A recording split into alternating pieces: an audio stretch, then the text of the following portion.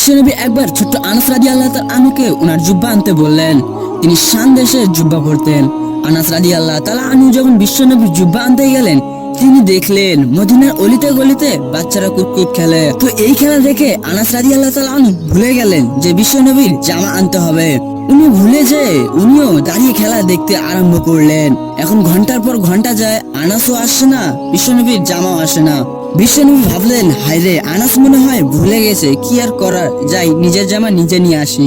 বিশ্বনবী বের হলেন জামা আনতে। বের হয়ে দেখেন মদিনার গলিতে বাচ্চারা খেলতেছে, ওদিকে আনাস রাদিয়াল্লাহু তাআলা আনহু দাঁড়ানো। বিশ্বনবী সাল্লাল্লাহু আলাইহি ওয়াসাল্লাম কিছু বললেন না, যে উনিও আনাস রাদিয়াল্লাহু তাআলা আনহুর পাশে দাঁড়িয়ে খেলা দেখতে আরম্ভ করলেন। সাইয়েদনা আনাস রাদিয়াল্লাহু তাআলা আনহু খেলা দেখতে দেখতে হঠাৎ বিশ্বনবীর দিকে চোখ পড়ে গেছে। সাইয়েদনা আনাস রাদিয়াল্লাহু তাআলা আনহু এদিকের চোখ ওদিকে চলে এসেছে ভয়ে।